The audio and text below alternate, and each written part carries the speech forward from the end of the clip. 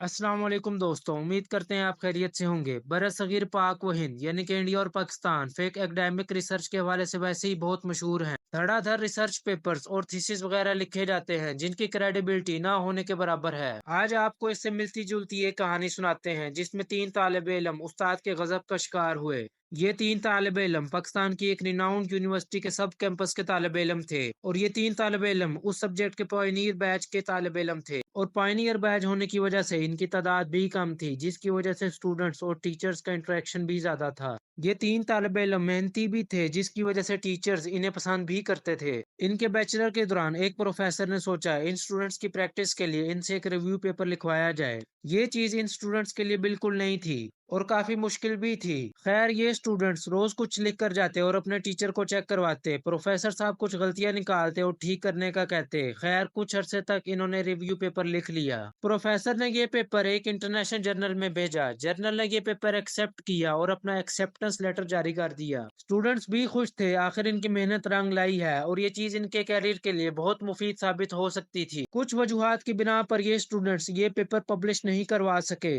कुछ अरसे बाद प्रोफेसर ने ये पेपर एक और जर्नल में अपने और कुछ और लोगों के नाम के साथ पब्लिश करवा दिया और स्टूडेंट्स को बिल्कुल कोई क्रेडिट नहीं दिया। असल में तो पेपर स्टूडेंट ने ही लिखा था। हक तो यही बनता था कि प्रोफेसर साहब इन स्टूडेंट्स को कुछ ना कुछ क्रेडिट जरूर देते। एक तो प्रोफेसर साहब ने चोरी भी की, ऊपर से सीना चोरी भी करना शुरू कर दी क्योंकि एक स्टूडेंट ने जर्नल को लिख दिया था इस बारे में। प्रोफेसर साहब ने नीच जबान इस्तेमाल करना शुरू कर दी और उल्टा अपने स्टूडेंट्स को ही धमकाना शुरू कर दी। अब आपके जहन में जरूर ये सवाल पैदा होगा, आखिर ये वाकया पाकिस्तान की किस यूनिवर्सिटी का है। तो हम आपको ये बता देते हैं, ये वाकया पाकिस्तान की एक जानी मानी यूनिवर्सिटी ऑफ एग्रीकल्चर फैसलाबाद के सब कैंपस दीपालपुर उकाड़ा का है और जिस प्रोफेसर ने ये हरकत की है वो इस टाइम बहुत उम्दा पोजीशन पर विराजमान है।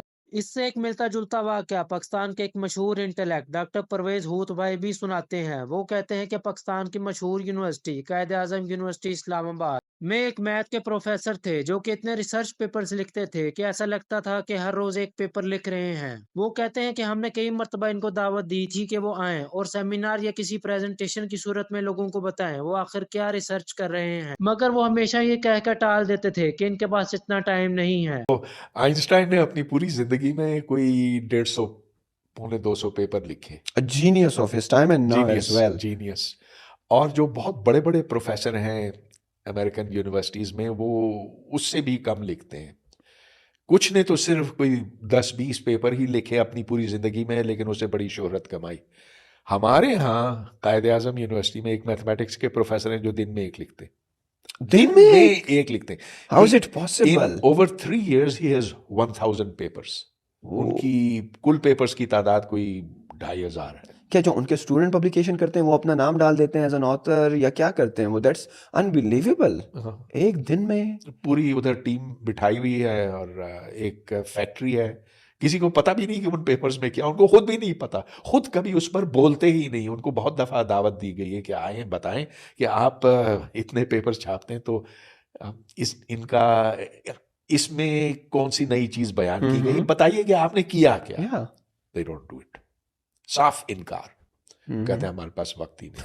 आखिर सवाल तो पैदा होता है कि पाकिस्तानी यूनिवर्सिटीज में मौजूद प्रोफेसर हजरात इतने रिसर्च पेपर्स कैसे लिख रहे हैं और उनकी ये रिसर्च कितनी क्रेडिबल है। एक और अहम मसला जो कि पाकिस्तानी यूनिवर्सिटीज में बहुत कॉमन है वो ये है कि प्रोफेसर हजरात अपनी फेस सेविंग के लिए मजहब का गलत इस्तेमाल करते हैं। वो अपने मजमून में महारत की बजाय इस बारे में ज्यादा लेक्चर्स देते हैं कि वो अपने मजहब और अपने फिरके की तबलीग ज्यादा कैसे कर सकते हैं। इसको ऐसे समझे, एक क्लास में मुख्तलिफ जहन और मुख्तलिफ बैकग्राउंड के तालिब इल्म आते हैं। प्रोफेसर साहब को इस बात का खास ख्याल रखना चाहिए कि वो किसी स्टूडेंट्स के सेंटीमेंट्स को हर्ट मत करे ताकि क्लासरूम में सीखने का माहौल बना रहे। इस चीज को मद्देनजर रखते हुए अपर अथॉरिटीज को इस बात का खास ख्याल रखना चाहिए कि वो जिस शख्स को इस पोस्ट के लिए भर्ती कर रहे हैं आया वो इस पर पूरा उतरता भी है कि नहीं।